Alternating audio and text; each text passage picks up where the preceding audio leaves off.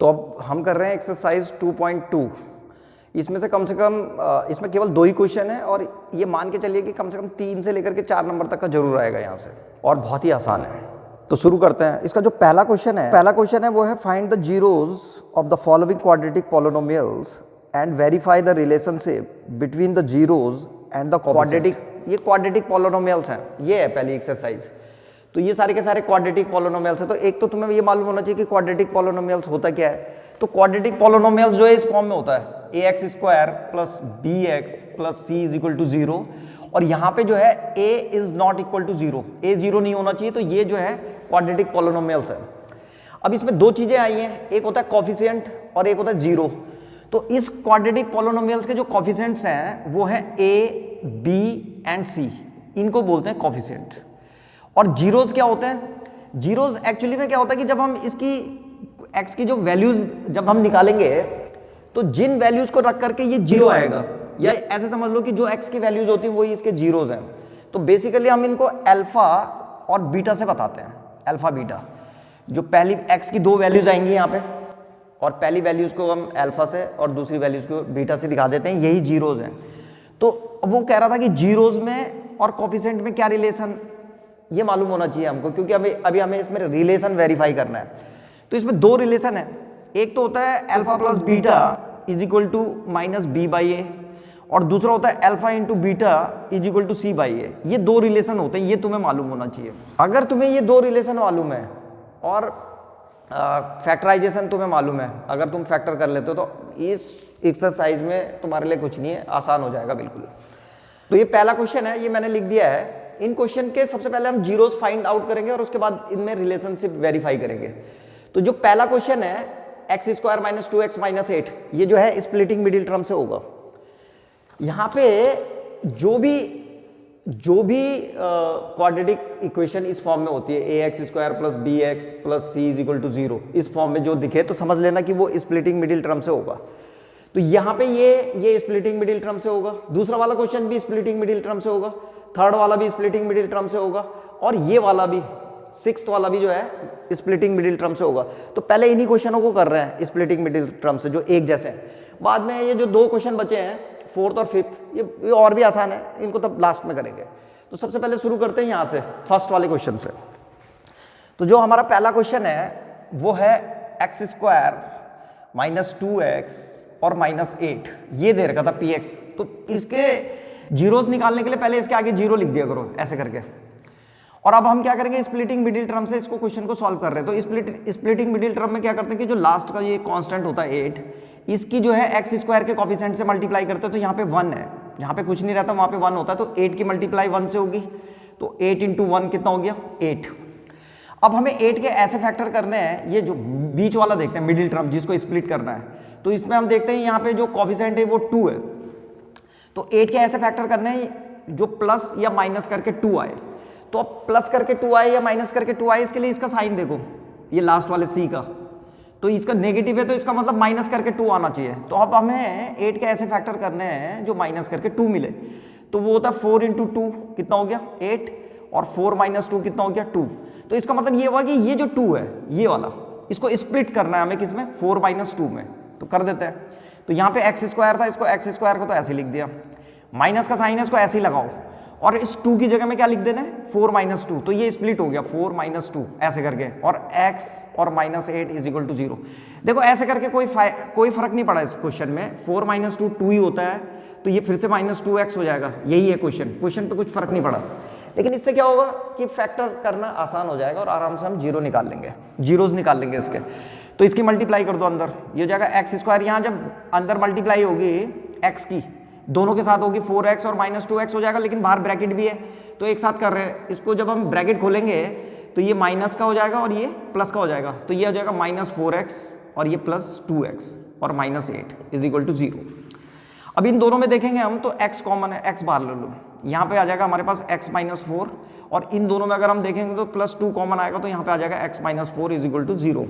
Splitting middle term में एक फायदा ये भी होता है कि जो यहाँ पे मिलेगा तुम्हें वही यहाँ पे भी मिलेगा। ये x माइनस 4 और x माइनस 4 आ गया, इसको फिर से कॉमन ले लेते हैं। तो ये आ जाएगा x माइनस 4 और यहाँ पे आ जाएगा हमारे पास कितना x plus 2 is equal to 0। अब देखो x माइनस 4 और x प्लस 2 ये दोनों मल्टीप्लीकेशन में है, ये जीरो कब होगा, या तो x माइनस 4 जीरो होगा तब ये जीरो हो सकता है, या फिर ये x प्लस 2 जीरो होगा तब ये जीरो होगा। क्योंकि दो नंबरों का मल्टीप्लीकेशन अगर जीरो हो, जैसे यहाँ पे दो नंबर हैं, ये एक नंबर और ये दूसरा नंबर है, तो दो का मल्टीप्लीकेशन तभी जीरो हो सकता है, या तो ये जीरो होना चाहिए या ये जीरो होना चाहिए। तो मान लो जब ये जीरो था, when x minus 4 is equal to zero, then x is equal to कितना हो जाएगा, तो इस 4 को उधर भेज देंगे, then x is equal to 4, तो ये पहला जीरोज आ गया। इसका मतलब x इज इक्वल टू 4 रखने पे ये जो है क्या हो जाएगा, जीरो, तो ये फर्स्ट जीरो आ गया इसका।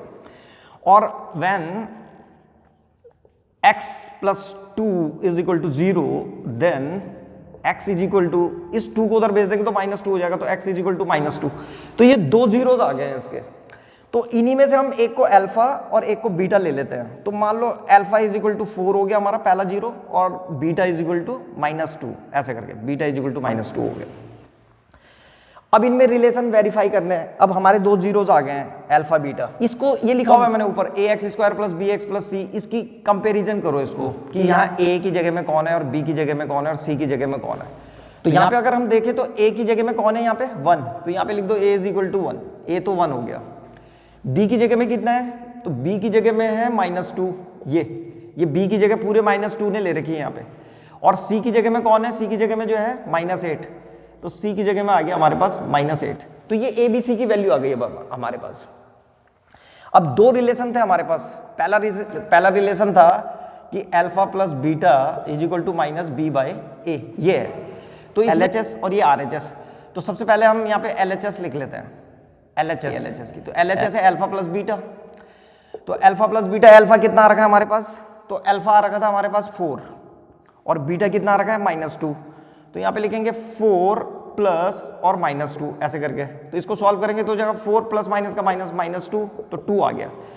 तो अल्फा प्लस बीटा आ गया 2। अब इसकी जो है राइट हैंड साइड RHS में क्या था हमारे पास, माइनस बी बाय ए।